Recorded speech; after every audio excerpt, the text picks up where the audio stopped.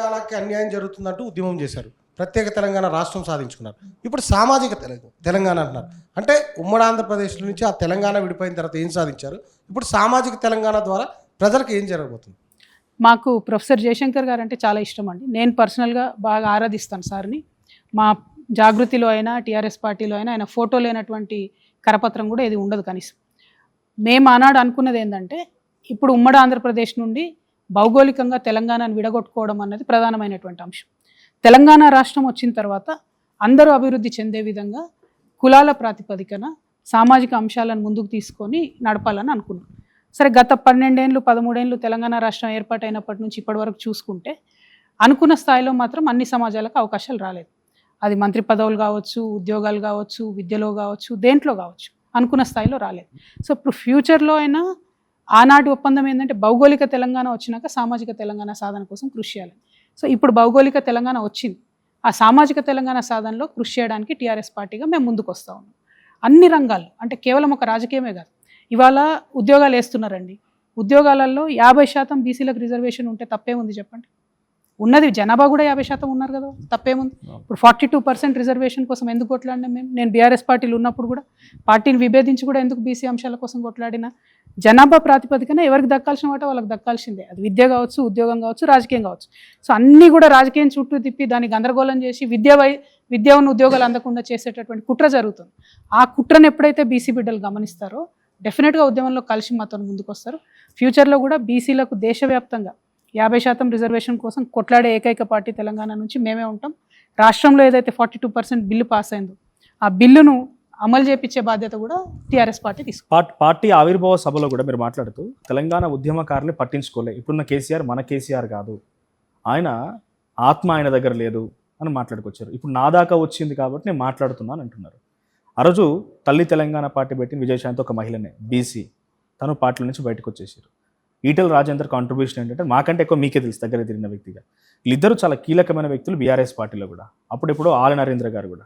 ఇంతమంది నాయకులు బయటకు వస్తున్నప్పుడు వాళ్ళు చాలామంది మాట్లాడుతున్నారు, ఇలా జరిగింది, కేసీఆర్ అట్లా చేసినని చెప్పారు. గద్దర్ గారు మీ ప్రజాభవన్ దగ్గరికి వచ్చి ప్రగతి భవన్ దగ్గర వెయిట్ చేసినప్పుడు అప్పుడు ఎప్పుడు కూడా మీరు ఒక్కసారి కూడా కనీసం ఇలా తప్పు కాదు, సరే కేసీఆర్ గారిని పక్కన పెట్టాను, ఎంపీగానో లేకుంటే ఎమ్మెల్సీగానో వెళ్ళి కనీసం వాళ్ళకి మద్దతుగా నిలబడరా? ఎప్పుడు కనపడలేదు కదా. డెఫినెట్గా చెప్పే కదండి, ఒక పార్టీలో ఉన్నప్పుడు పార్టీ వ్యతిరేకంగా పనిచేస్తున్నారు అనేటటువంటి ఒక డిస్కషన్ అవుతున్నప్పుడు ఓపెన్గా సపోర్ట్ చేయడం కుదరదు. అయితే పార్టీ పాలసీస్, మహిళలు క్యాబినెట్లో లేరనే విషయాన్ని ఓపెన్గా నేను చెప్పినటువంటి మొదటి వ్యక్తిని నేను. మహిళలు లేరు, తొందరలో తీసుకోవాలని కూడా నేను కోరుకుంటున్నాను. ఇక్కడ కదా ఐఎస్బీ స్కూల్లో కూర్చొని చెప్పాను నేను. సో నేను ఎక్కడైతే ఒక పాలసీ వైజ్గా మహిళలకు సపోర్ట్ చేయాలో, బీసీలకు సపోర్ట్ చేయాలో చేసుకుంటూనే వచ్చాను. ఇంటర్నల్ ఫోరమ్స్లో చెప్పినవి మీ దాకా రావు కాబట్టి ఇప్పుడు నన్ను నేను ప్రూవ్ చేసుకోవడం కుదరదు. ఇప్పుడు నన్ను నేను ఎట్లా ప్రూవ్ చేసుకోగలుగుతాను? నేను ఫ్యూచర్లో తీసుకునే కార్యాచరణలో ఆ అంశాలకు ప్రాతినిధ్యం ఇవ్వడం వల్ల మాత్రమే చేయగలుగుతాను. అనేక అంశాల మీద చర్చ జరిగింది, ఉద్యమకారుల అంశాల మీద కూడా చర్చ జరిగింది, పదే అడగడం జరిగింది. ప్రొఫెసర్ జయశంకర్ గారి విగ్రహాన్ని హైదరాబాద్లో పెట్టాలని 10 సంవత్సరాలు అడిగాను నేను, 1-2గా 10 years అడిగాను. 2017లో లెటర్ కూడా ఇచ్చాను, డిజైన్ కూడా చేసి ఇచ్చాను. అయినప్పటికీ అంటే ఉద్యమకారులకు కానీ ఉద్యమానికి సంబంధించినటువంటి ఏ ఒక్క స్మృతులకు కానీ దక్కాల్సిన గౌరవం దక్కలేదన్నది వాస్తవం. దానికోసం ఫైట్ చేసిన మాట వాస్తవం. దాన్ని నేను ఫ్యూచర్లోనే చేయగలుగుతాను తప్ప పాస్ట్లో మీకు ప్రూవ్ చేయలేదు. ఒకవేళ కేసీఆర్ కవితను తిరిగి పార్టీలోకి రమ్మని ఆహ్వానిస్తే వెళ్తారా? ఎందుకంటే మీ టార్గెట్ హరీష్ రావు, అంటే మీరు బయటకు వచ్చినప్పటి నుంచి మీరు గుంటనక్క అంటున్న హరీష్ రావు కానీ సంతోష్ రావు వాళ్ళిద్దరిని బయటికి పంపించిన, లేకపోతే మిమ్మల్ని మీ నాన్నగారు పిలిచిన కవిత గారు తిరిగి వెళ్తారా? ఎందుకంటే మీ మీద పార్టీ పెట్టినప్పటి నుంచి షర్మిల పార్టీలా అవుతుంది, అట్లా మీ మీద చాలా కామెంట్స్ వచ్చినాయి. దానికి మీరు ఏమంటారు, వెళ్తారా? అంటే చాలామంది కోరుకుంటున్నారు మా పార్టీ ఫెయిల్ కావాలని.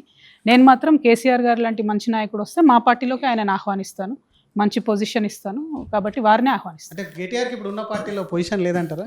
కేసీఆర్ గారు అంటున్నాను, కేసీఆర్కి నేను అట్లా అనట్లే. వారు రమ్మని పిలిస్తే వారినే ఉల్టా మా పార్టీలోకి ఆహ్వానిస్తా అంటున్నాను. కానీ you are such a loving daughter. మీ ఫాదర్కి మీ అభిమానం ఎలా ఉంటుంది, అఫెక్షన్ ఎలా ఉంటుంది చాలా సందర్భాల్లో చాలా వేదికల మీద చూసినాం. కానీ కూతురు ఒంటరిగా పోరాడుతుంటే కూడా కేసీఆర్ గారు మౌనంగా ఉండడం, మేము సస్పెన్షన్ సమయంలో కనీసం ఆ లెటర్ ప్యాడ్ మీద కూడా మీకు సస్పెన్షన్ ఇచ్చినారు కూడా సంతకం చేయలేదు ఆయన. సో తర్వాత అక్కడ ఉన్నటువంటి వేరే పార్టీ ప్రతినిధులు రాసిచ్చారు. ఇది రాజకీయం అనుకోవాలా? అంటే నిజంగానే ఒక సిచ్యువేషన్ వస్తే రాజకీయం కోసం కూతురైనా బయటికి నెట్టారని రాజకీయం అనుకోవాలా? లేదు కేసీఆర్ గారు మీరు ఆహ్వానిస్తారని మీ ఇందాకే అన్నారు, అది వ్యూహం అనుకోవాలా? తను అడిగిన క్వశ్చన్కి నువ్వు వెనక్కి వెళ్తావు అంటే నేను వెళ్ళను, అవసరమైతే ఆయననే పిలుస్తా అని చెప్తున్నా. సో అల్టిమేట్గా నేను చెప్పదలుచుకున్నది ఒకటే, నేను ఒక పార్టీ పెట్టినందుకు మన తెలంగాణలో 2-3 బ్యాడ్ ఎక్స్పీరియన్సెస్ ఉన్నాయి. చిరంజీవి గారు పార్టీ పెట్టి మధ్యలో వదిలేసి వెళ్ళిపోయారు. దేవేందర్ గౌడ్ గారు అట్లనే అయింది. పాపం ఇందిరారెడ్డి గారు కూడా పార్టీ పెట్టి సక్సెస్ కాలేకపోయినారు. షర్మిల పాపం ఆమె ఆంధ్రామే, కానీ ఇక్కడ వచ్చి ఎందుకు పెట్టిందో పార్టీ నాకు ఇంతవరకు అర్థం కాలేదు. ఏదేమైనా ఆమె ఇప్పుడు అల్టిమేట్గా అక్కడ ఆంధ్రప్రదేశ్ కాంగ్రెస్కి పిసిసి ప్రెసిడెంట్ అయినారు, ఆమె ఉన్నారు. మీరందరూ ఈ ఫెయిల్ అయినటువంటి మగవాళ్ళ అంశాలు పక్కకు పెట్టి ఓన్లీ షర్మిల అంశంతో నన్ను పోలుస్తున్నారు. నేను మాత్రం మీరు రాసుకోండి హిస్టరీ, సక్సెస్ అయినటువంటి కేసీఆర్ గారి లాగా ఒక ప్రాంతీయ పార్టీ పెట్టి అదే టీఆర్ఎస్ పేరుతో ఖచ్చితంగా అధికారంలోకి వస్తుంది. టీఆర్ఎస్ పార్టీ పేరు మాత్రం టీఆర్ఎస్ పెట్టారు అంటే గతంలో బీఆర్ఎస్ పార్టీకి ఉన్నటువంటి టీఆర్ఎస్ పార్టీని ఎంచుకోవడానికి గల కారణము ఖచ్చితంగా సక్సెస్ఫుల్గా నడుస్తుంది అనే ఒక నమ్మకంతోనే పెట్టుకున్నారు అనుకోవచ్చున ఈ పార్టీ పేరు కూడా. ఎందుకంటే అప్పుడు బీఆర్ఎస్ కూడా టీఆర్ఎస్లో ఉన్నప్పుడు సక్సెస్ఫుల్గా నడిచింది, తర్వాత క్యాడర్ పడిపోయింది, అందుకే ఆ పేరును మీరు తీసుకున్నారు అనుకోవచ్చు. అంటే టీఆర్ఎస్ అనేది మాదే, ఉద్యమకారులదే. నేను కూడా ఉద్యమకారినే, నేను కూడా పరిగెత్తి ఉద్యమాలు చేసిన దాన్ని. సో టీఆర్ఎస్ పార్టీ ఓనర్స్గా మళ్ళీ టీఆర్ఎస్ పార్టీ పేరు తెచ్చుకున్నాం, అంతే, తేడా ఏం లేదు. సక్సెస్ మాత్రం ఖచ్చితంగా అవుతాం. చివరిగా కేసీఆర్ గారితో ఎప్పుడు మాట్లాడారు మీరు? చాలా రోజులు అయిపోయి. అంటే ఏం మాట్లాడారు చివరిగా? అంటే మీరు ఒక ఎమోషన్ సిచ్యువేషన్ అది, మీరు వెళ్ళారు, కలిసారు, ఫామ్ హౌస్లో ఆశీర్వాదం తీసుకున్నారు. మాకు మీ ఇద్దరు కనిపించినటువంటి మీడియా కనిపించిన విజువల్ లాస్ట్ విజువల్ అది. ఎప్పుడు కలిసారు, ఏం మాట్లాడారు? అంతే, అదే లాస్ట్. మళ్ళీ కలవలేదు, మాట్లాడి. ఆ రోజు ఏం మాట్లాడారు? అంటే బయటకు వచ్చిన తర్వాత మాట్లాడిన సందర్భం కదా, మా బాబు యుఎస్ వెళ్తున్నాడు కదా, ఆశీర్వాదాన్ని తీసుకోవడానికి వెళ్ళాను. ఓకే, అండ్ పొలిటికల్ టాక్స్ ఏం లేవు. నో. రీసెంట్గా మీరు Andhra Pradesh deputy chief minister Pawan Kalyan గారు స్టేట్మెంట్ చూశారు, కౌంటర్గా పొన్నం ప్రభాకర్ గారు స్టేట్మెంట్ చూశారు. మేము పవన్ కళ్యాణ్ గారు డెఫినెట్గా హైదరాబాద్కి వస్తాము, తెలంగాణలో తిరుగుతాము, పార్టీ పెడతాము, మేము క్యాంపెయిన్ చేస్తాము, ఎవరు ఆపుతారు మాకు.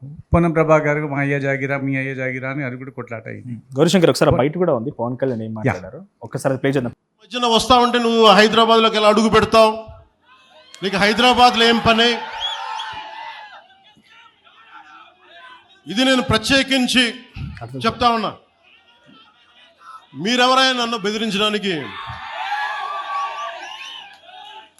బెదిరించే వాళ్ళు మీ అయ్యే జాగీరా తెలంగాణ?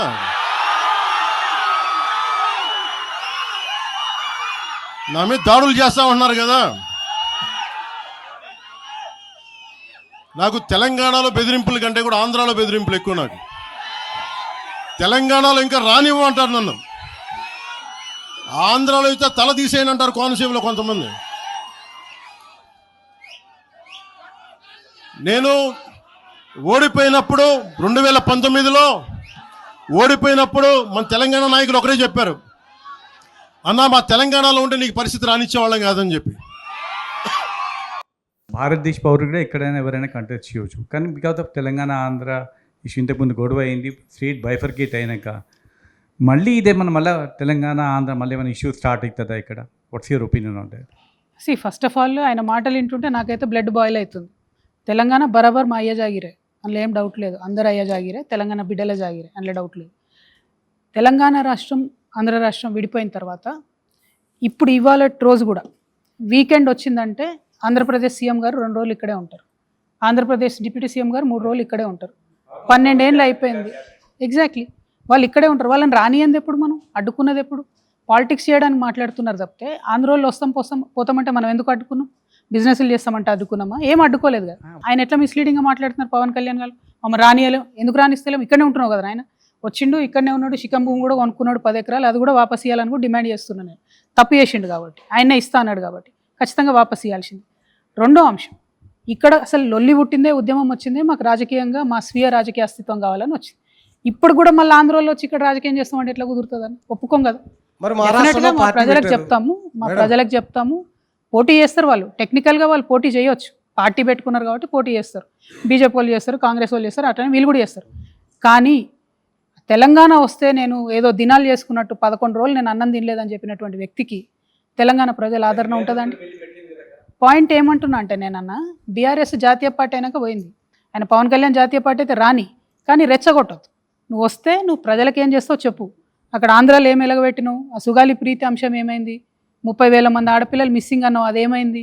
అవన్నీ ఇడిచిపెట్టి అక్కడంతా మొత్తం చక్కదిద్దేసినాం, మా క్యాపిటల్ బాగుందని ఇక్కడికి వచ్చి తెలంగాణలో రాజకీయం చేస్తావు అన్నారు. చెయ్యి, కానీ ఉద్యమం గురించి ఎందుకు మాట్లాడుతున్నావు? ప్రజలకు ఏం చేస్తావో చెప్పు, నీ ఎజెండా ఏందో చెప్పు. అవన్నీ పక్కన పెట్టి రెచ్చగొట్టే మాటలు మాట్లాడి టైంపాస్ ఎందుకు చేసుడు? అట్లా టైంపాస్ చేస్తే చూస్తూ ఊరుకోం కదా. అది డెఫినెట్గా తెలంగాణ వాదం మీద దాడిగానే భావిస్తాం. ఆయనే చెప్పిండు తెలంగాణ వస్తే ఏడ్చినా నేను 11 రోజులు అన్నం తినలే. అట్లాంటి వ్యక్తికి ఏం సంబంధం అండి, ఏం అనుబంధం ఉంటుంది? సో ప్రజలు డెఫినెట్గా విఘ్నత ప్రదర్శిస్తారు, ఆయన పోటీ చేసినా ఓడగొడతారు, అందులో డౌట్ లేదు.